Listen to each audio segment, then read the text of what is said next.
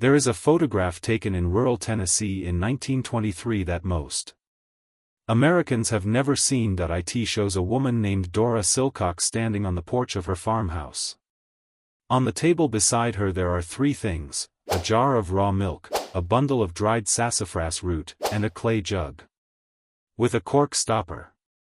Her daughter, who is about 8 years old, is sitting on the step below her. None of what Dora had on that table was unusual in 1923.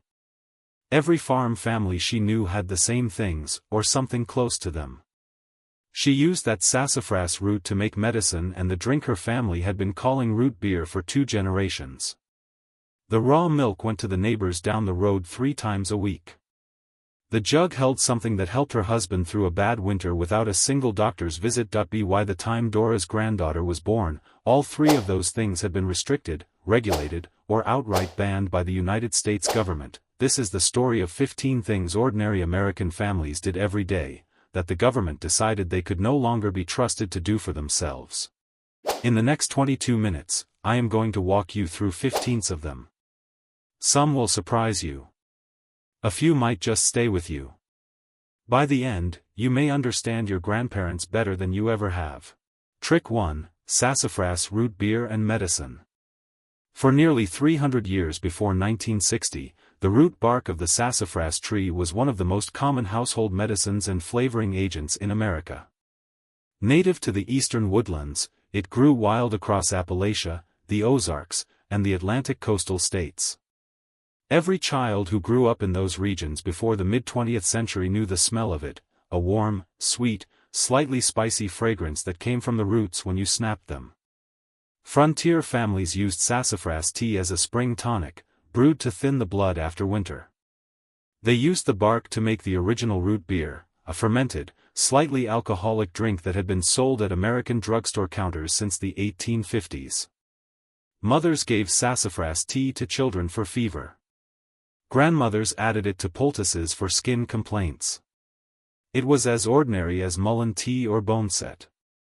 In 1960, the Food and Drug Administration banned safrole, the primary aromatic compound in sassafras oil, from use in all commercially produced foods and drinks, citing laboratory studies in which rats developed liver tumors after being given extremely large doses.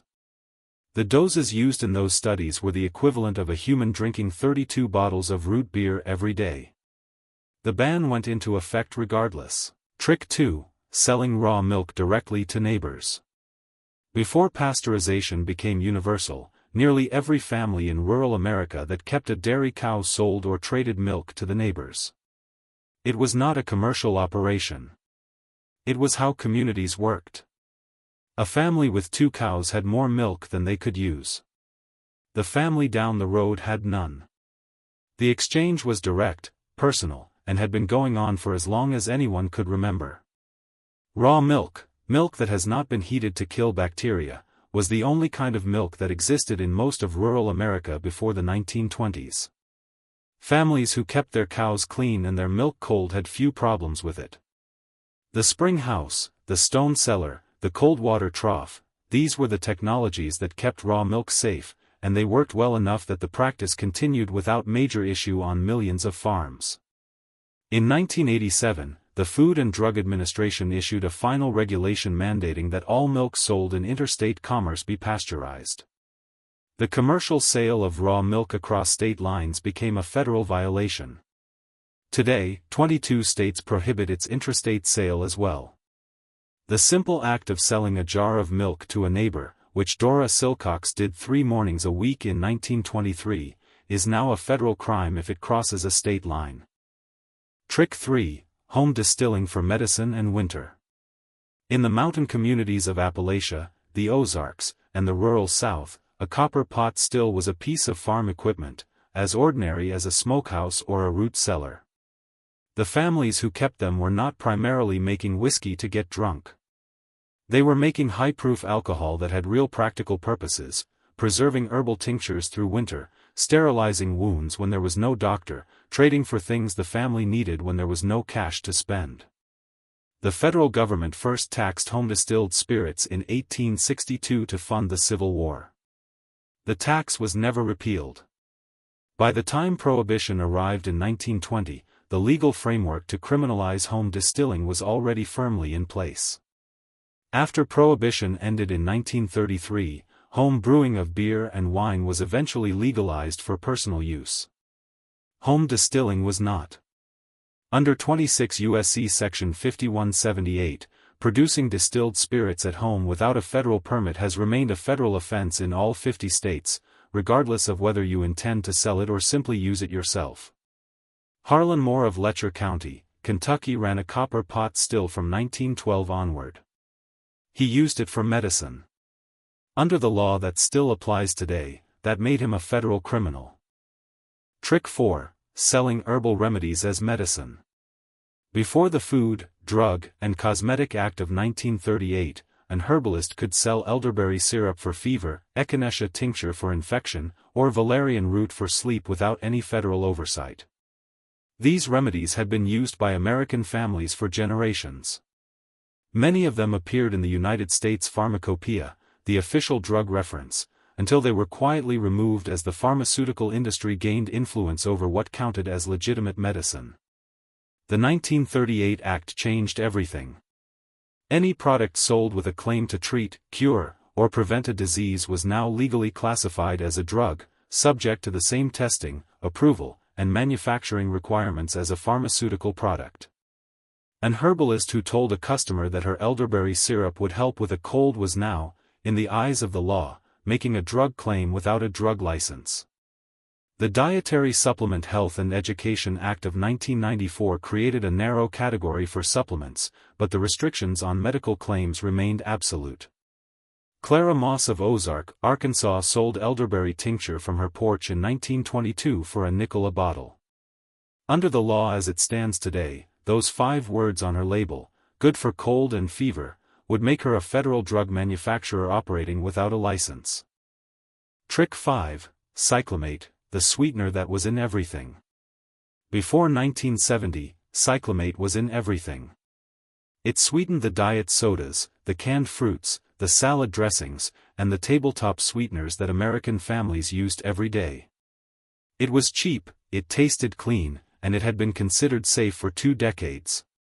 Grandmothers who were managing diabetes used it without hesitation. Mothers put it in their children's food. By the late 1960s, annual sales of cyclamate in the United States had reached $1 billion. On October 18, 1969, the Secretary of Health announced that cyclamate would be removed from the market. The study that triggered the ban showed that 8 out of 240 rats developed bladder tumors after being fed a mixture of cyclamate and saccharin at doses equivalent to a human drinking 350 cans of diet soda every day for their entire lives.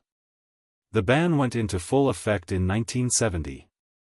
Cyclamate remains illegal in the United States today.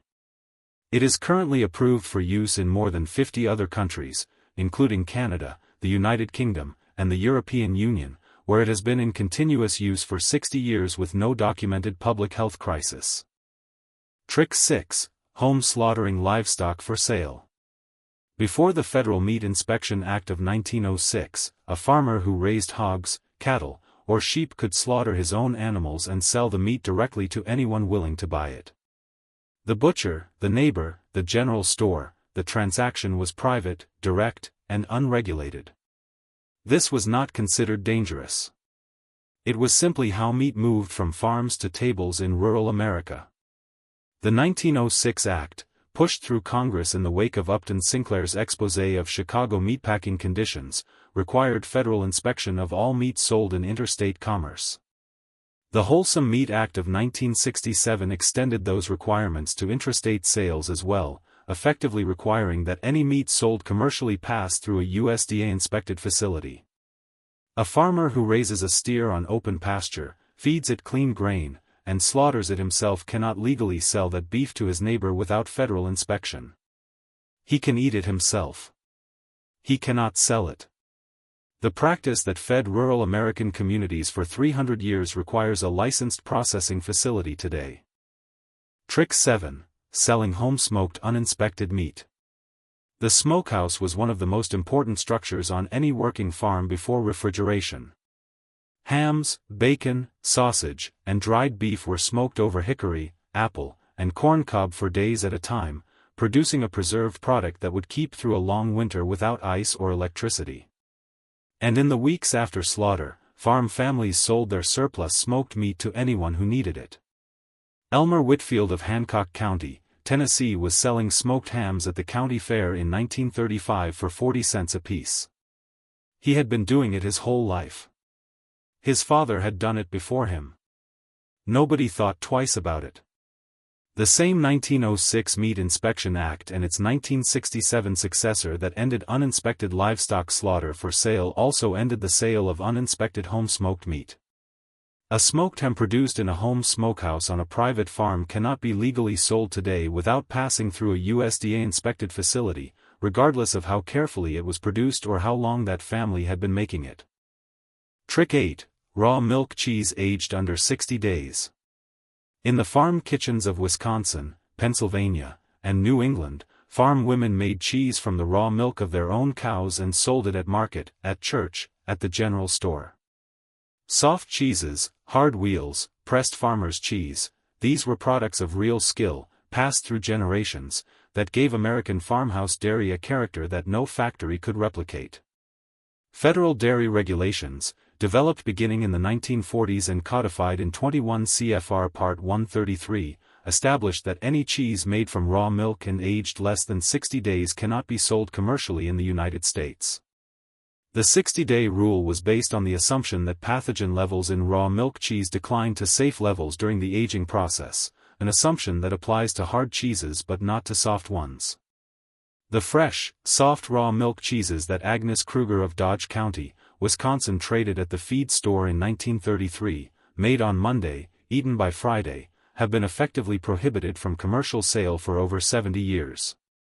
Trick 9. Tonka beans in baking and cooking. Before 1954, tonka beans were an ordinary baking ingredient in American kitchens.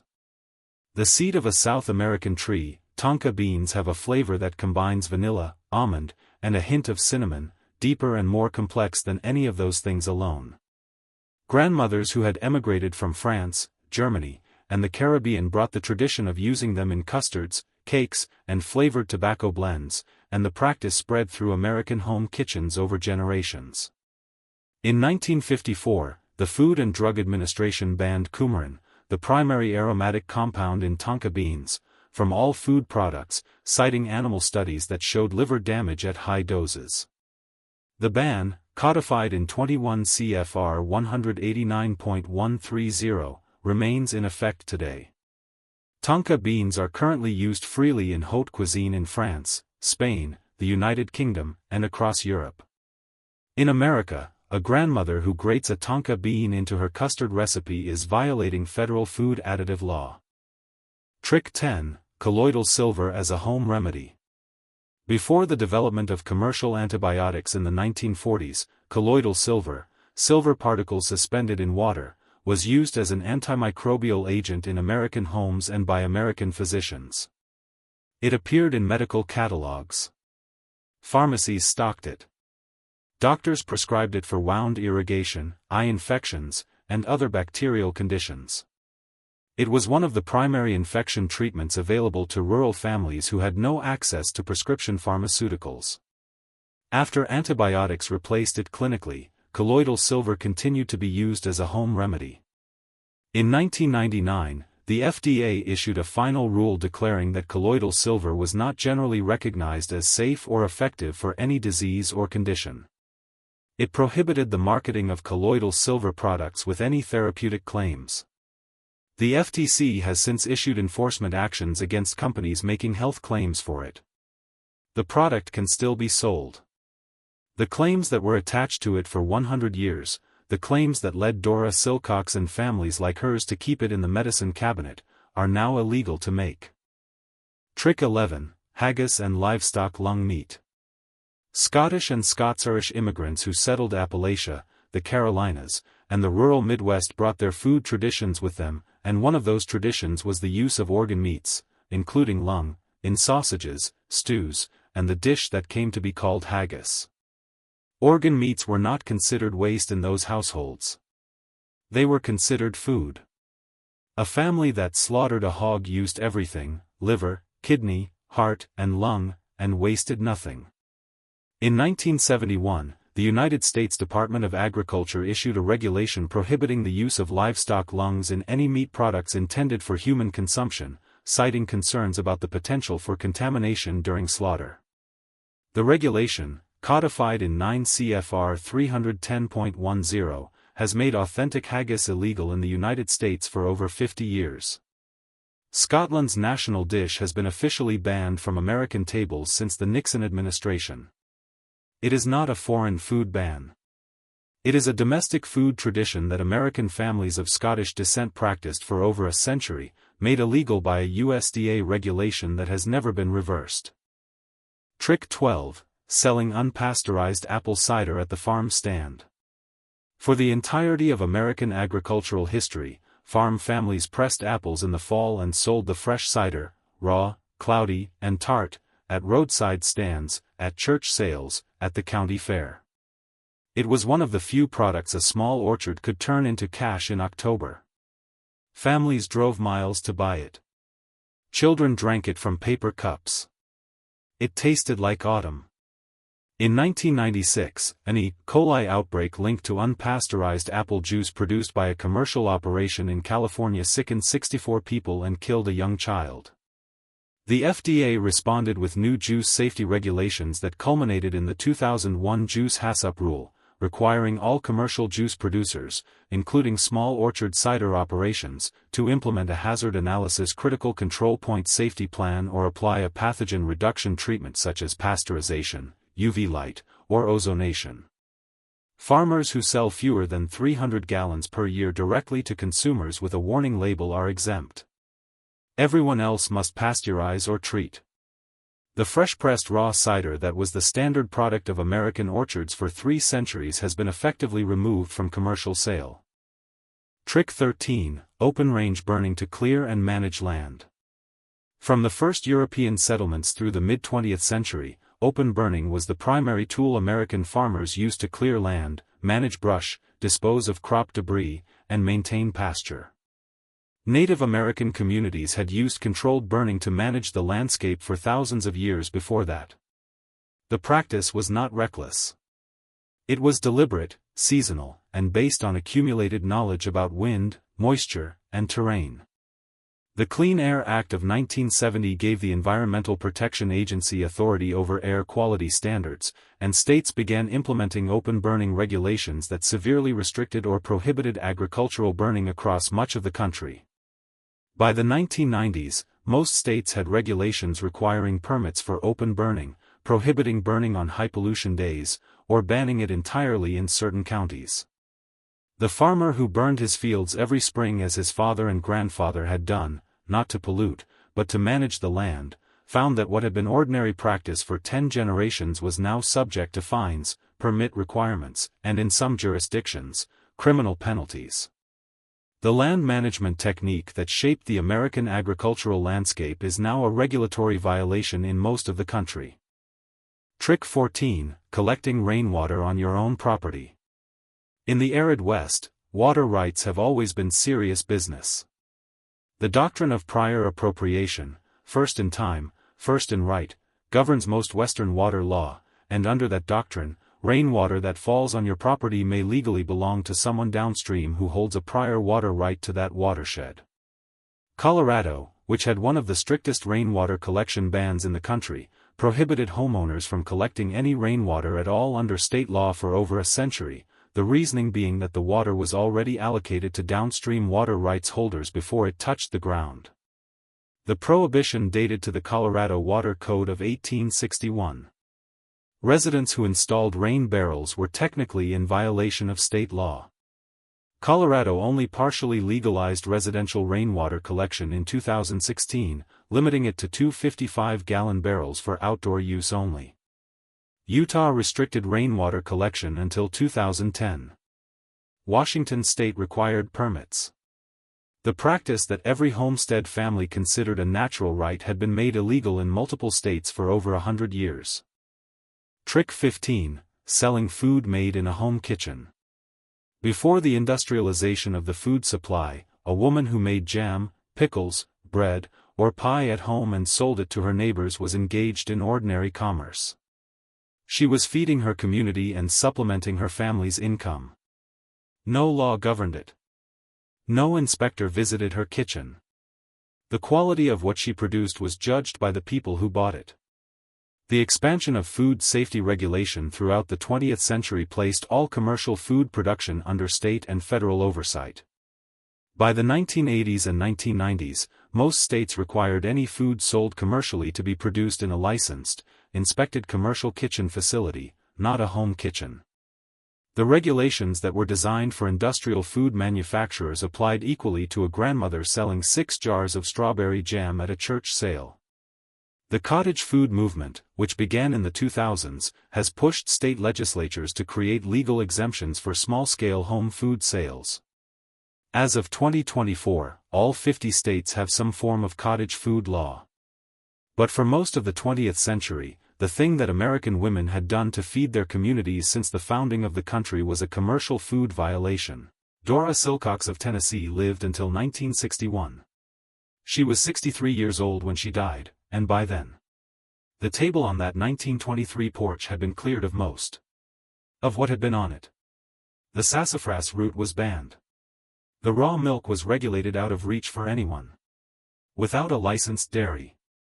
The jug in the corner had been illegal for as long as anyone could prove. None of what she did was reckless.